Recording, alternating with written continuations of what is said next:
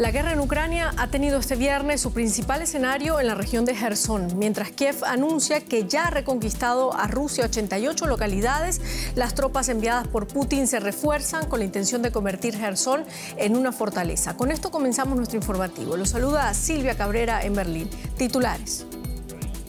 Ucrania avanza en Jersón mientras el gobierno de Volodymyr Zelensky acusa a las fuerzas rusas de haber colocado minas en la represa de Kakhovka para provocar una catástrofe. Zelensky advierte que cientos de miles de personas están en peligro. El comité que investiga el asalto al Capitolio de Estados Unidos ha citado a Donald Trump a declarar y fija el 14 de noviembre como fecha para la posible comparecencia. Su antiguo colaborador Steve Bannon fue sentenciado a prisión por desacato al Congreso. Y en Italia, Giorgia Meloni, la líder del partido ultraderechista Hermanos de Italia, se convertirá el sábado en la primera mujer al frente del Consejo de Ministros en la historia de Italia. Ya anunció un Consejo de Ministros eminentemente masculino.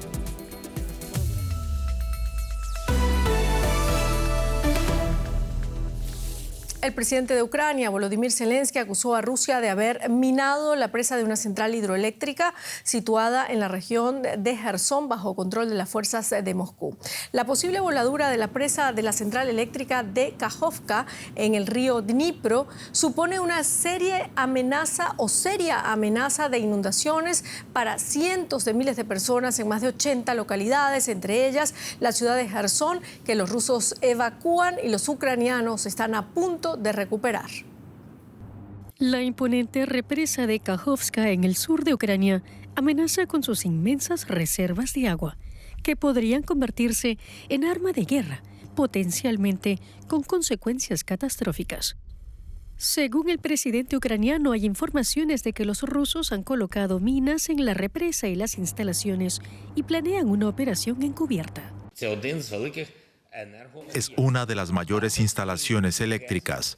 La represa conectada a esta planta hidroeléctrica contiene un volumen de unos 18 millones de metros cúbicos de agua.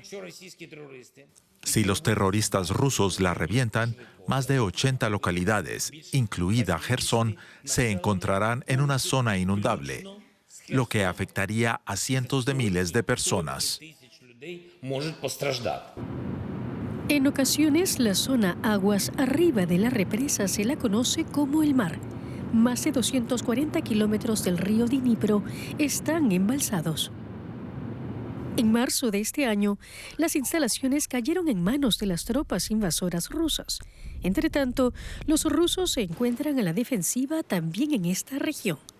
Según la opinión de expertos militares, con la inundación de la región, Rusia podría crear una zona de contención para posibilitar una retirada ordenada de las fuerzas rusas y frenar así el avance ucraniano sobre Jersón. Previamente, las fuerzas rusas difundieron el rumor de que Ucrania planea, por su parte, volar la represa. En Estados Unidos, legisladores han ordenado a Donald Trump testificar ante la Comisión de Investigación del asalto del 6 de enero contra el Capitolio en Washington. La comisión le ha ordenado a Trump la entrega de documentos y testificar bajo juramento el mes próximo. Afirma que existe evidencias abrumadoras de que el expresidente orquestó personalmente los esfuerzos de revertir los resultados de las elecciones del 2020. Horas antes, el que fuera estratega jefe de Trump, Steve Bannon, fue sentenciado a 4 meses de prisión por negarse a cooperar con la comisión de investigación. Y vamos ahora a Washington. Ampliamos la información con Carolina Chimoy. Carolina, Trump ha sido llamado a declarar ante el Congreso por el asalto al Capitolio. ¿Qué probabilidad hay de que coopere?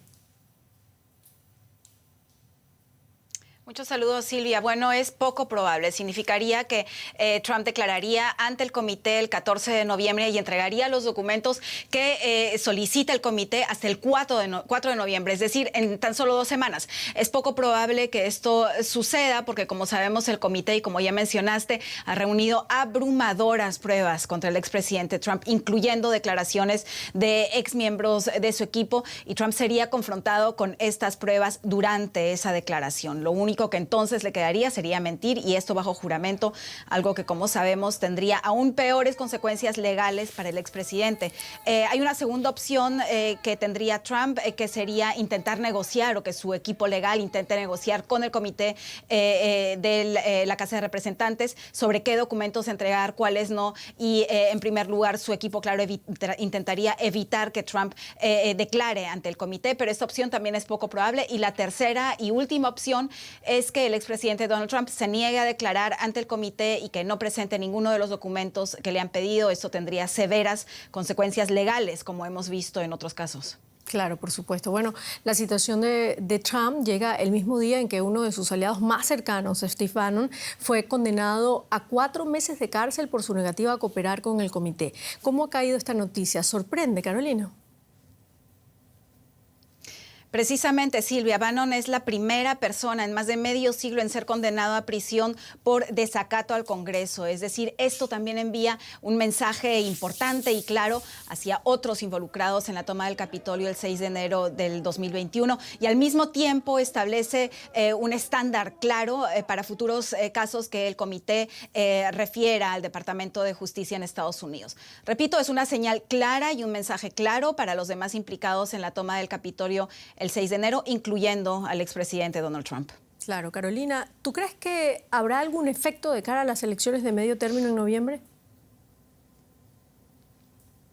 Definitivamente sí, Silvia. El comité lo que está haciendo aquí es actuar contra el tiempo, básicamente. Las elecciones de medio término el 8 de enero le darán muy probablemente la mayoría a los republicanos en la Casa de Representantes, y ellos evidentemente no tienen interés alguno en mantener un comité que investiga lo sucedido el 6 de enero el año pasado, lo que significa que este formato, es decir, el comité especial investigando al expresidente Trump y a sus seguidores por haber invadido el Capitolio el 6 de enero, busca realmente los resultados que podrían estar ahí en el comité. Por eso estamos viendo esta sentencia contra Bannon y la cita también al expresidente Trump para que declare ante el comité, porque este comité está en una competencia contra el tiempo y la fecha límite para ello es el 8 de enero, el día de las elecciones. Muchísimas gracias, Carolina Chimoy, desde Washington. Un placer, Silvia. Y venimos ahora a Italia porque Giorgia Meloni, la líder de los ultraderechistas Hermanos de Italia, conquistó hoy el gobierno y anunció un consejo de ministros eminentemente masculino, pese a que ella será la primera mujer que ocupe el cargo de primera ministra de la historia de ese país. El presidente Sergio Mattarella le encargó la formación de gobierno. Los vicepresidentes de Meloni serán el líder de la Liga, Matteo Salvini, y Antonio Tajani, mano derecha de Silvio Berlusconi, expresidente del Parlamento Europeo y nuevo titular de Exteriores. Se trata además de la segunda formación de gobierno más rápida en la historia de Italia. En el Palacio Presidencial de Italia, la primera mujer en liderar el país sale a escena. Su coalición de extrema derecha gobernará después de que el presidente italiano aprobara su gabinete. Dunque, buongiorno a tutti. La delegación, compuesta por líderes de todas las fuerzas políticas de la coalición de centro-derecha, se reunió con el presidente Mattarella y coincidió con él en la necesidad de darle a este país un nuevo gobierno en el menor tiempo posible por la cantidad de asuntos urgentes que enfrentamos, tanto a nivel nacional como internacional. Como en gran parte de Europa, en Italia también se disparó el costo de la vida por una inflación récord, la subida de la energía y los tipos de interés.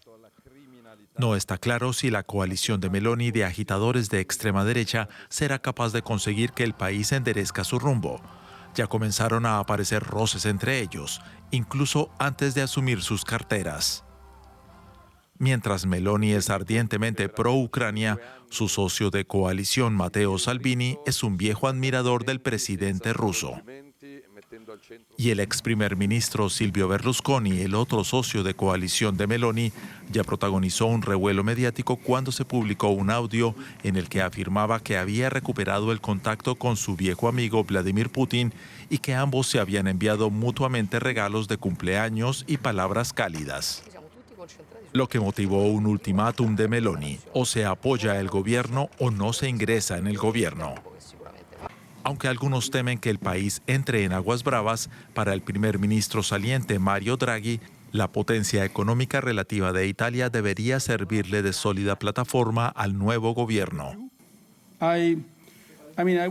No contribuiré, como no lo hice nunca en el pasado, a ese tipo de nostalgia que se pregunta: ¿cómo serán las cosas ahora sin Draghi?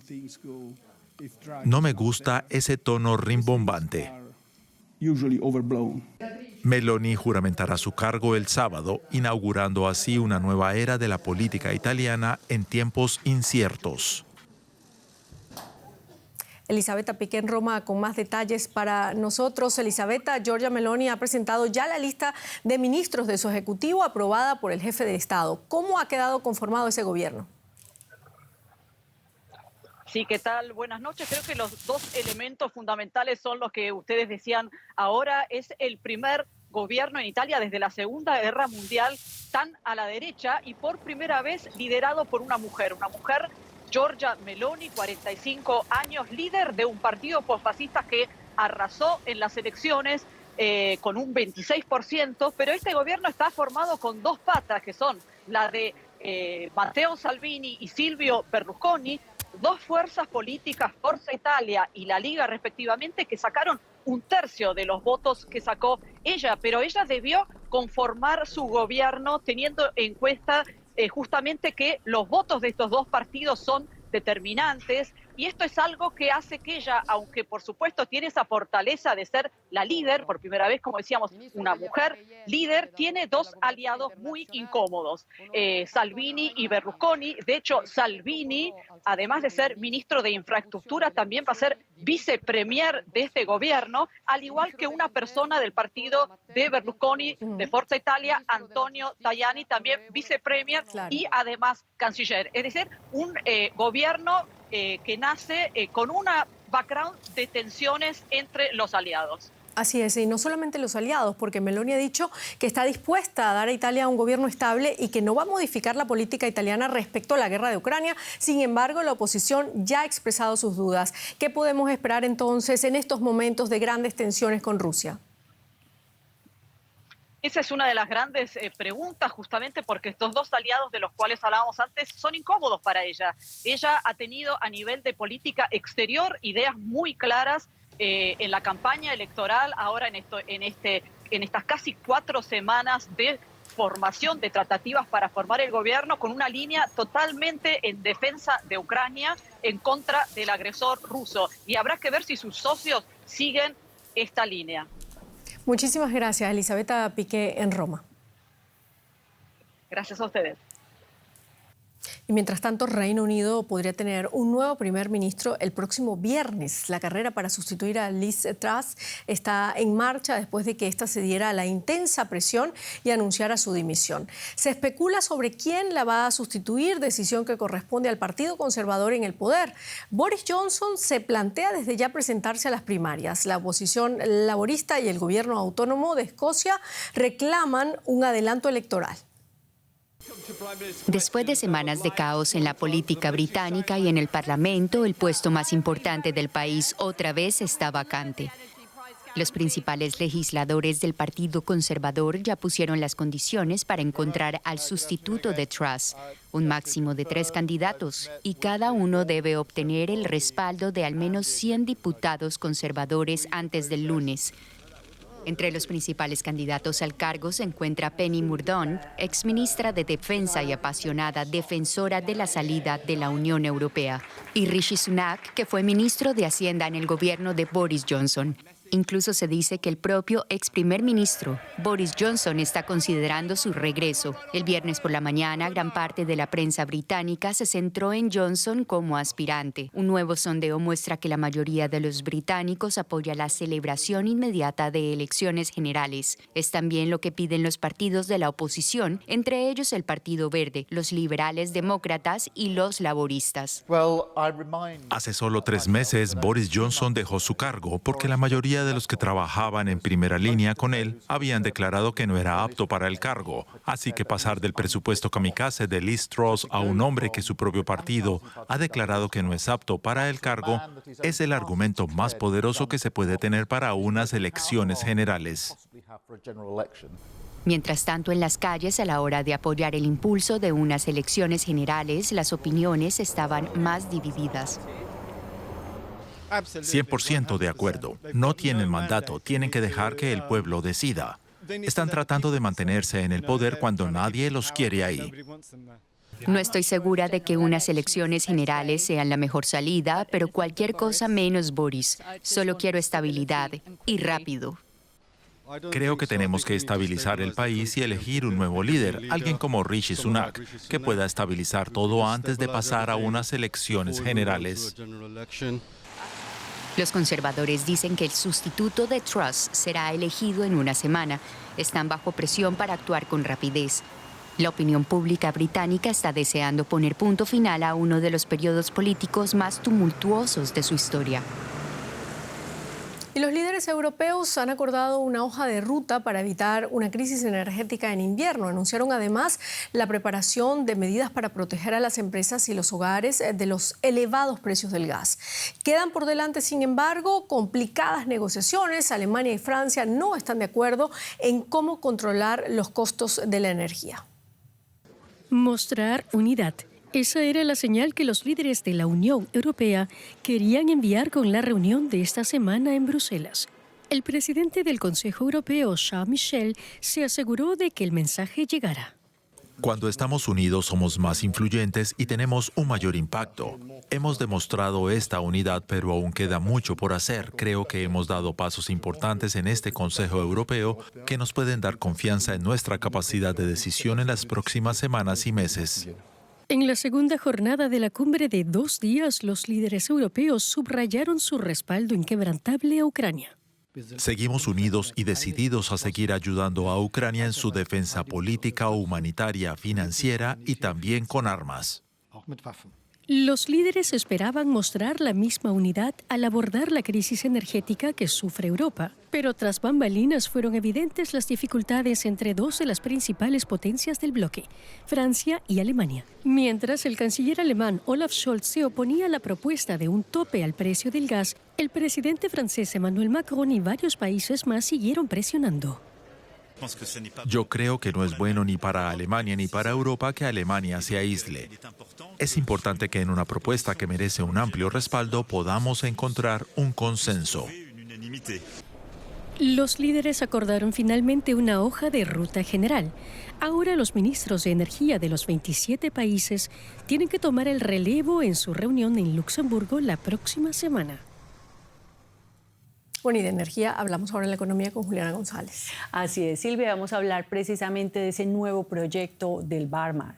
El abastecimiento energético es una de esas principales preocupaciones de la Unión Europea, como ya lo veíamos.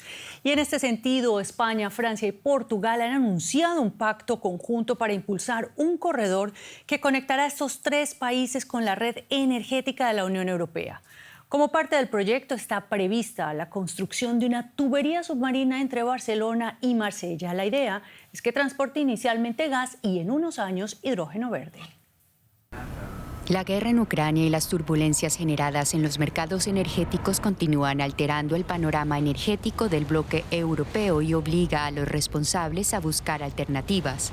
Francia, España y Portugal han acordado abandonar los planes para el nuevo gasoducto MidCat, que habría atravesado la cordillera de los Pirineos.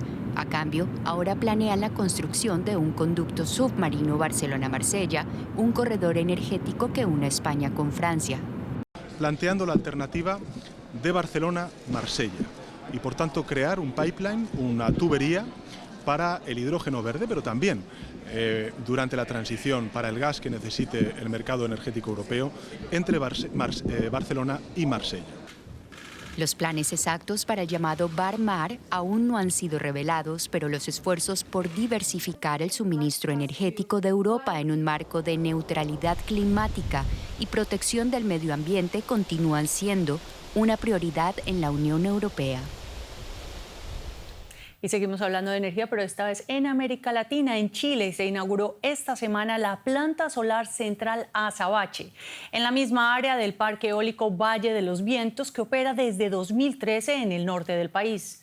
Esta producción combinada de energías renovables no convencionales le permite a este complejo generar energía todo el día con mayor eficiencia y menor contaminación. Esta es la primera planta híbrida de energía renovable de Chile. Está ubicada en la región de Antofagasta y es pionera en integrar energía eólica y solar en un mismo espacio. Aquí estamos en un lugar estupendo, donde hay una planta que ya tiene sus años, una planta eólica que produce, es una planta grande, a la cual le estamos añadiendo hoy día una planta solar. En conjunto proporcionarán una media anual de 184 gigavatios hora para el sistema eléctrico chileno. Chile ha sido muy exitoso a la hora de incentivar la incorporación de energía renovable variable. Y de hecho hemos sido uno de los líderes mundiales en la implementación de este tipo de políticas públicas que incentivan la incorporación de energía renovable variable, que hoy corresponde como un tercio de la capacidad de generación. La puesta en funcionamiento de la planta híbrida evitaría la emisión de 135 toneladas de dióxido de carbono, que equivalen a la capacidad de absorción de CO2 de más de 800.000 árboles en un año. El desafío siguiente en la descarbonización es poder reemplazar la energía de base, esto es, digamos, la energía de carbono, de diésel, que nos permite inyectar a horas oscuras. Proyectos como Azabache, que son variables pero incorporan energía de base, son claves para conseguir cumplir este desafío. Chile apunta a la carbono neutralidad para 2050 y ya superó su meta para 2025, que el 20% de su generación eléctrica procediera de las ERNC. Y seguimos en América Latina, pero con otras noticias. Así es, Juliana. En México, un tren de carga impactó contra un camión que transportaba materia inflamable. El accidente ocurrió en la localidad de Aguascalientes, en el centro oeste del país. Según las autoridades de seguridad, al menos 2.000 personas fueron evacuadas por el incidente. Una llamarada infernal, escenas apocalípticas en la ciudad de Aguascalientes, en el centro oeste de México, después de que un tren embistiera este jueves un camión cisterna cargado de combustible. Según testigos, el camión intentó ganarle el paso al tren en un cruce vehicular.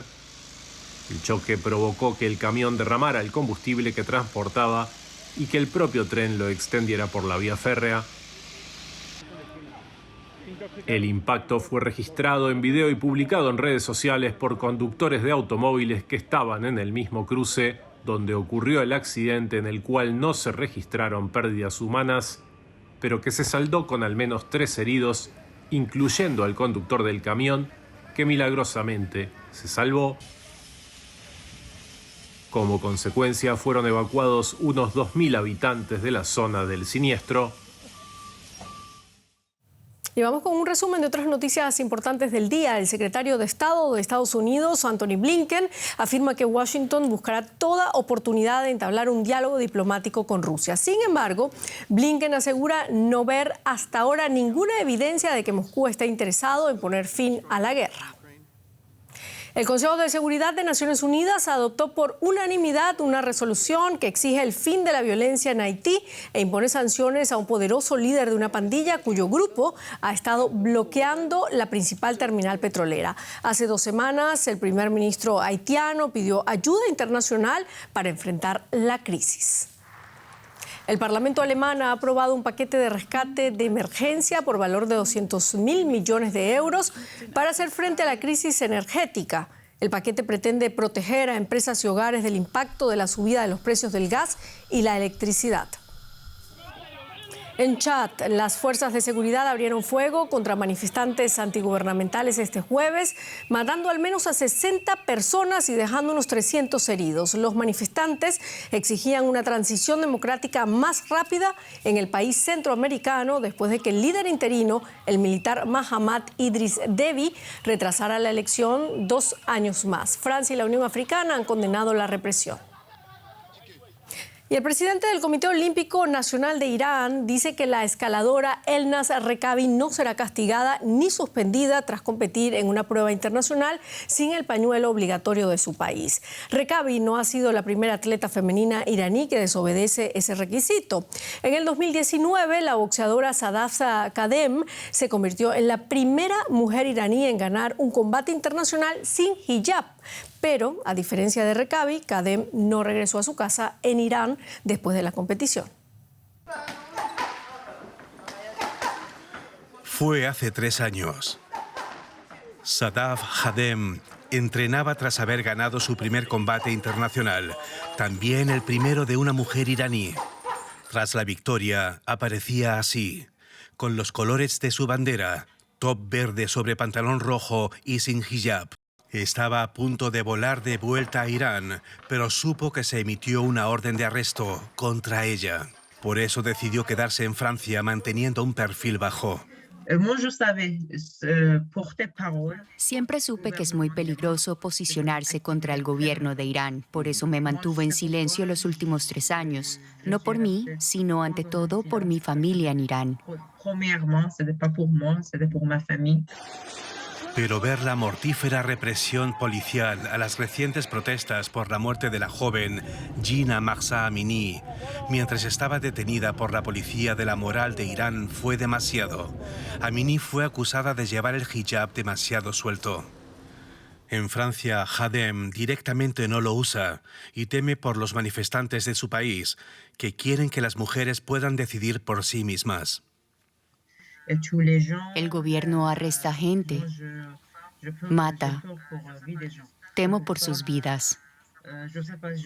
Espero que todo se solucione, pero no soy muy optimista. Como cuando se enfrenta a una rival fuerte, Kadem cree que es necesario un cambio de táctica para los manifestantes. Ha visto a una compañera iraní, Elnaz Rekabi, que iba sin hijab mientras competía y que fue llevada de regreso a casa. Ahora apoya la línea del gobierno a favor de cubrirse la cabeza. Una línea que Kadem cruza todos los días, pero bien lejos de Irán. Y en Chile, un robo terminó con millones de pesos desperdigados a lo largo de la autopista costanera norte. Según las autoridades, 6 delincuentes asaltaron una tienda en Pudahuel, en la región metropolitana de Santiago. Del local, que también dispone de máquinas tragamonedas, sustrajeron cerca de 12 millones de pesos. Huyeron en un auto, pero al verse cercados por la policía, lanzaron los bolsos que contenían buena parte del botín a la vía. Los 6 asaltantes fueron detenidos y la mayor parte del dinero fue recuperado. Con esto terminamos nuestro informativo. Gracias por habernos acompañado. Hasta luego.